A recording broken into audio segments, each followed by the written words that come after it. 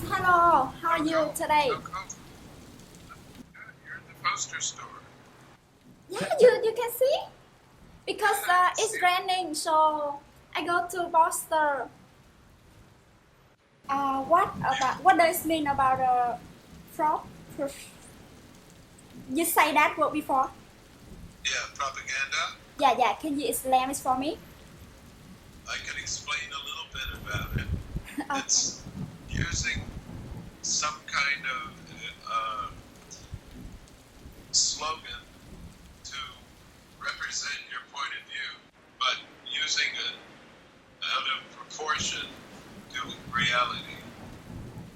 So you can say uh, something that is true, but you will exaggerate it. Exaggerated. Yeah, Exaggerated. exaggerate it. You make it more than it is. Ah, okay. I get hang of it. Okay. You get the hang of that? Yeah. Okay. This telling about the war of Americans between American and Vietnam in the north of Vietnam. Right. I know you joining the Army American, so can you tell me something about the war?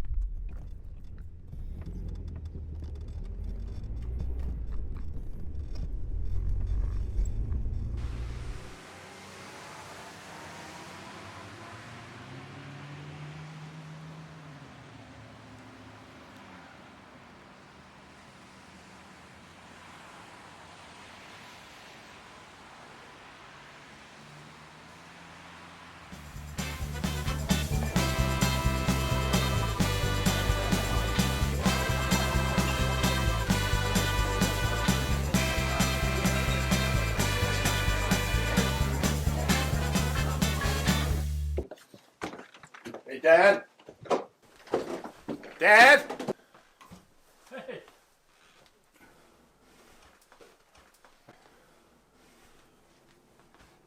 What's going on here? Where's your, Yeah, I know. where's your suit, man? I know, it's Tuesday. I forgot about it. We've been doing this for how many years and you forgot?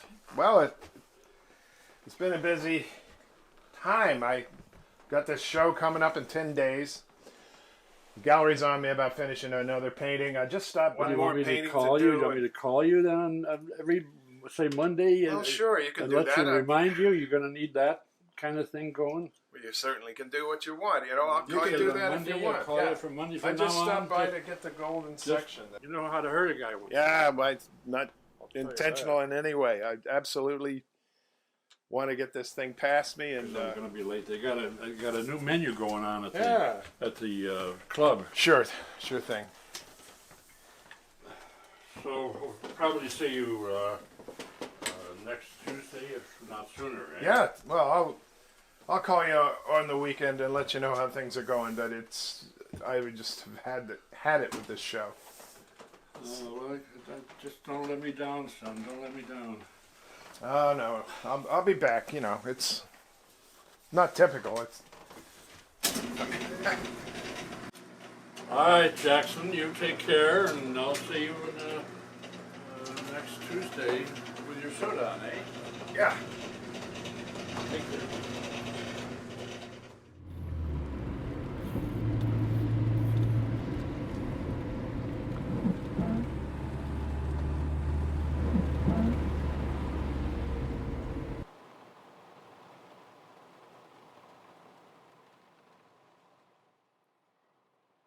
To the library sometimes and look at book spines and try to find titles off of book spines.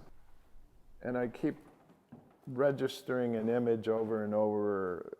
If I've got a title, it'll kind of create that process.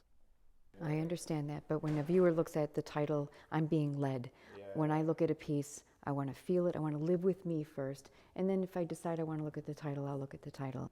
I want people to want your work. Yeah. If they can buy a print, they're going to stop buying the originals. You realize how brilliant these are. I'd like to think that I have some sense of their quality, but I'm always ready to give them a rough talking to if they don't sell. I think you're just tired. You're tired with words. Absolutely the case. You're tired with words. Did you ever paint without the words? Well, I have to play devil's advocate for myself half the time, you know? I mean, you just need a break. Well, I'm worried about a break, as a matter of fact. Psychic break. I'm worried I'm seeing these dreamlike episodes. Much more representational. There's a tree there, there's a trellis.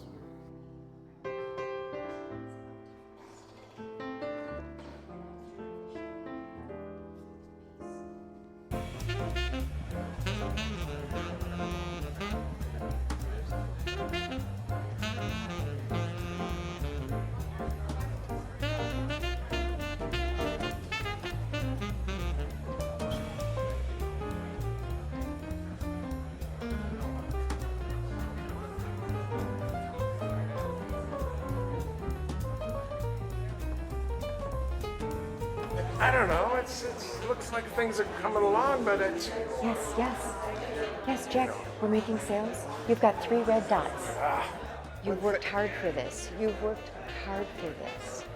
I know this is exposing your underbelly. You wanted them to see these windows into you. Yeah. This is what you worked for.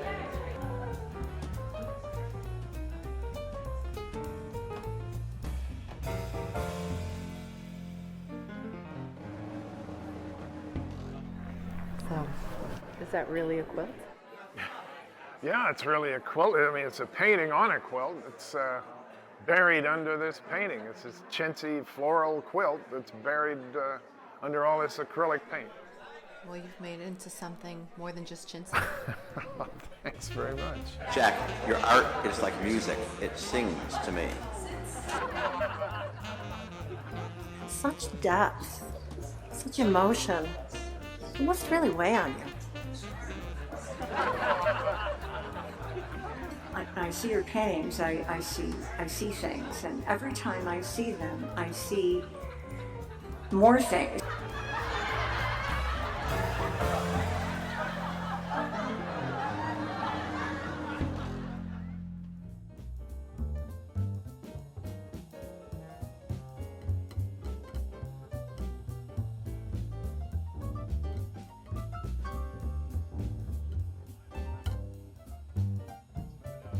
We left the gallery and went back to my loft.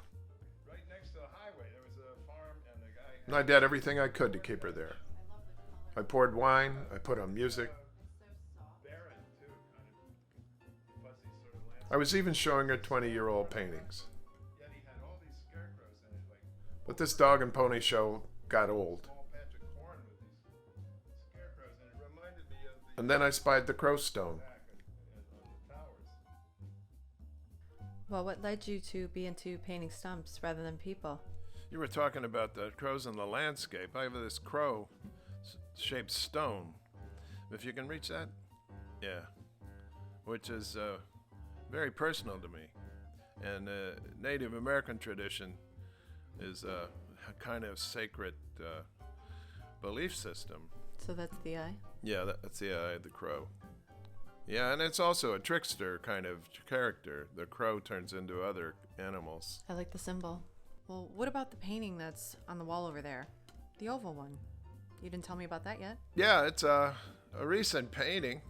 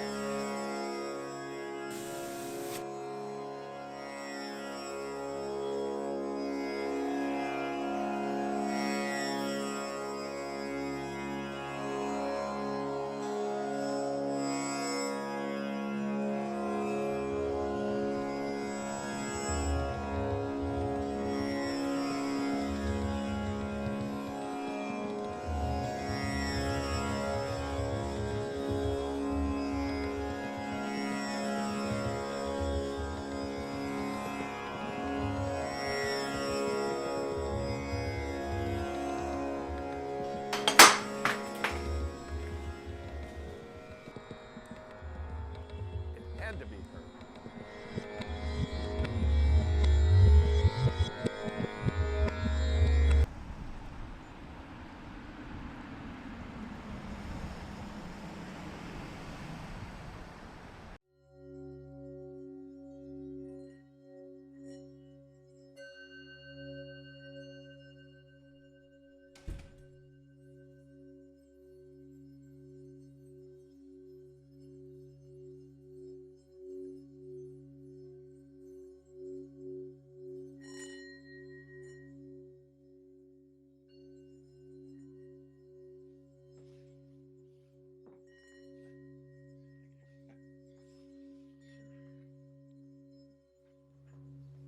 Welcome.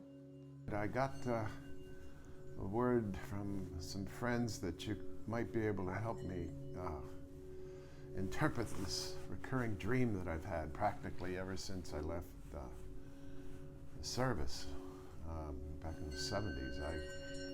I was in basic training and I was made a squad leader because I'd had military school training, and that seemed to be enough to put me in charge of a squad, but I wasn't really able to get the members of my squad.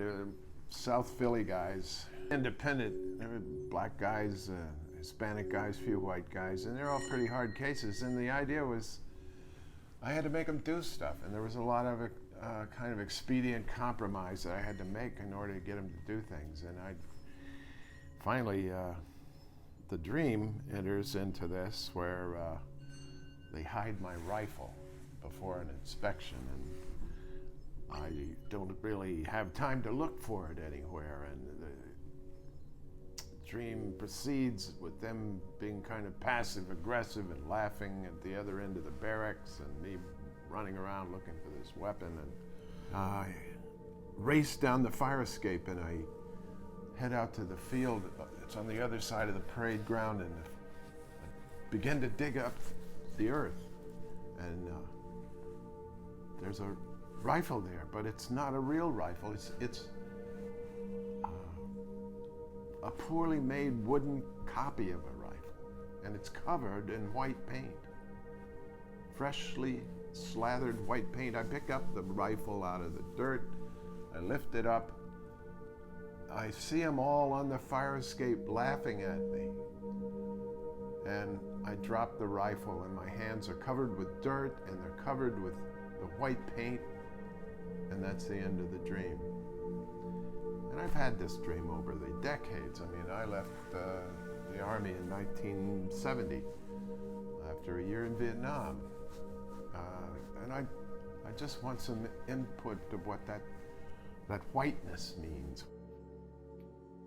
Means you are ready to go beyond the veil of what you have seen.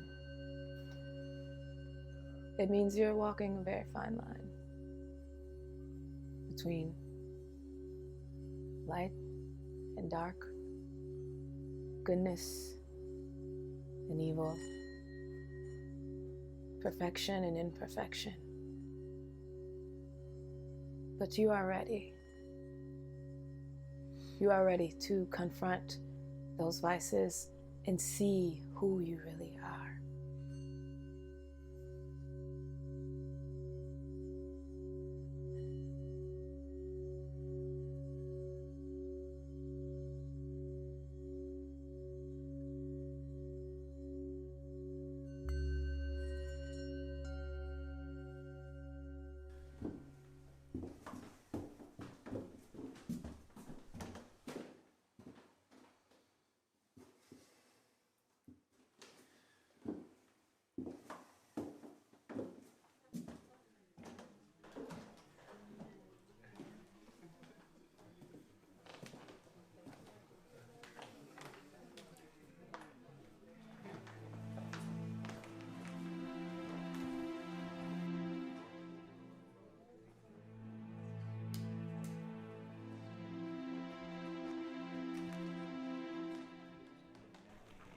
Jeff, what's going on here? Yeah, I had some stuff I had to do, and What happened? no, I brought you the. Well, I'm glad you got this. Where's the crow's head? I don't have the piece. I beg your pardon? I don't have the piece. I'm sorry, I forgot my hearing aid. I didn't. What did you say? I don't have the crow's head. You don't have the crow's head? Where is it? It's stolen, as much as I can tell, but I have the woman's name, and I'm pretty sure I can retrieve it. I just don't have it now. A woman. A woman, yes, of course. After the art show, a woman was interested in my work, came to my loft. We sat, we had some wine, we talked. Telling you, I've got her name, I know her friends, I've got a lead on it. I mean, her name is Natalie. And she's got a French name, it's like Bourchon or something like that, and it's just... Do you know that I promised that I would donate this to the museum today? Yeah, I know. I saw his car. It's down. Oh. After all these generations that we've had that artifact, and you blow it. It was some bimbo that you had in your house. I'll get it back.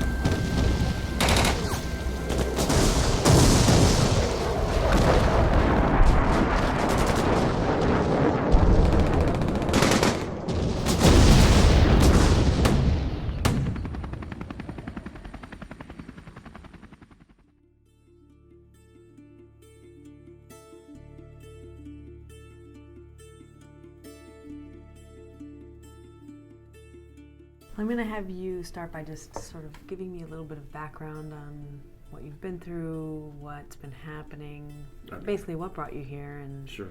I'm going to lead us, but why don't you just start talking in more. Okay. In bed, my back, it's a hot night, I don't have a shirt on. I could be in a field. Wake, and there's the sound of a helicopter. The helicopter approaches me and hovers over my bed. I'm staring at the underside of a Huey helicopter. The blade wash is totally throwing everything around. All the trees, every bit of grass, everything's in motion. And instead of a gun mount on the helicopter, there's a film projector. And it's showing slides on my chest of my life.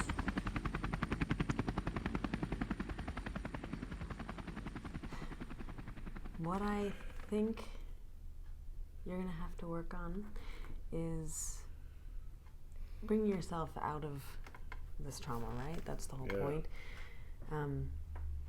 This is your center. Yeah. This is where your focus is going to come back to. When that dream comes and gets you, takes you off into the clouds with the helicopter, you're going to give a smile even to yourself and imagine my hand. No, thank you. If you need me at all, get in touch, okay? Oh, Come back and see me again? Certainly. Good. Be pleased to. Good. Yeah.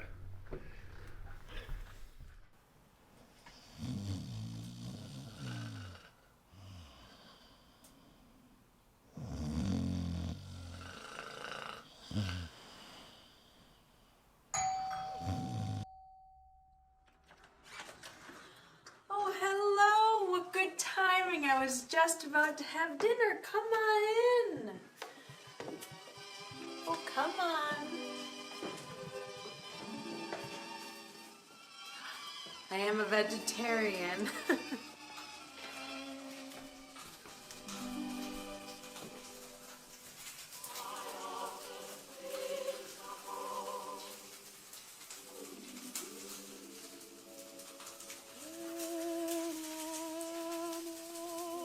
Would you like some meat?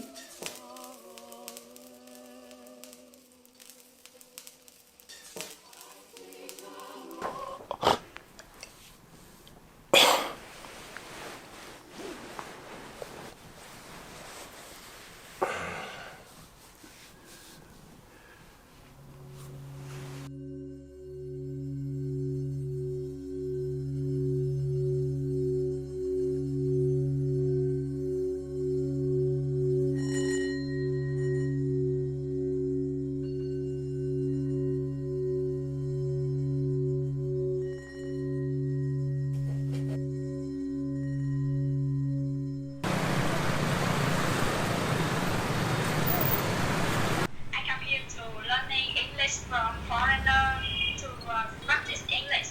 Yeah, that's a good... After that, I go to shopping with my friend. What do you shop for?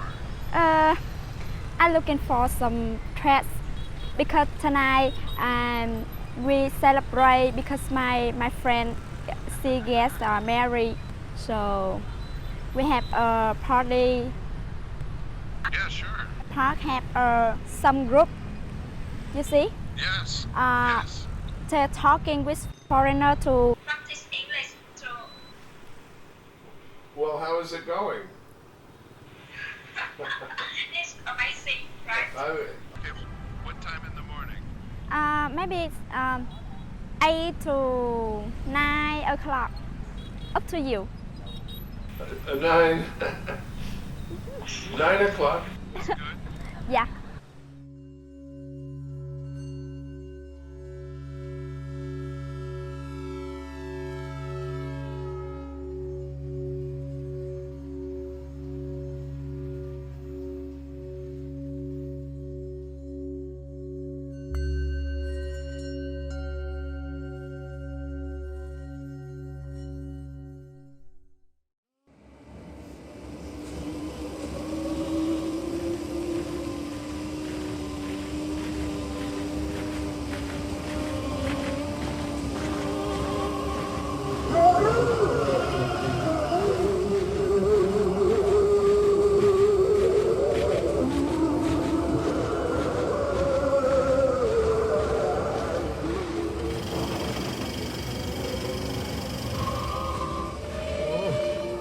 I've been proclaimed legally dead, you know. You can't hang a dead man.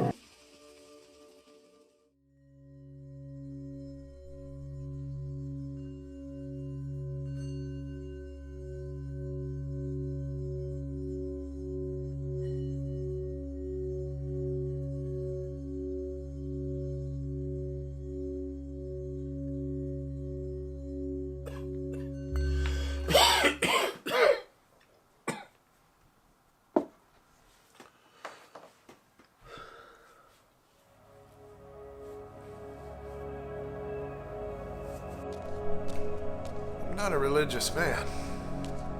But after that last nightmare, I decided I needed a third opinion. An old vet friend of mine, Bishop Perry Davis, is restoring a church. So I went to see him, but you can't petition the Lord with prayer.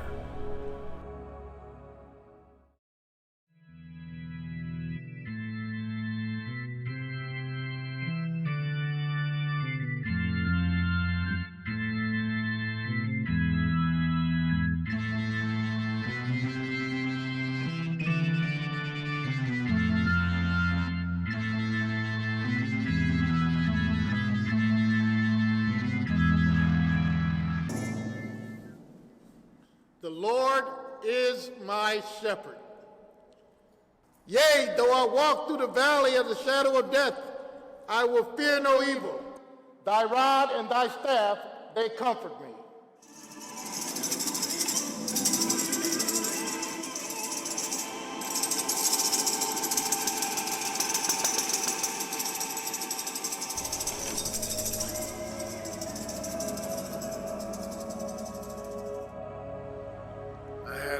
Recurrent dream ever since I left service.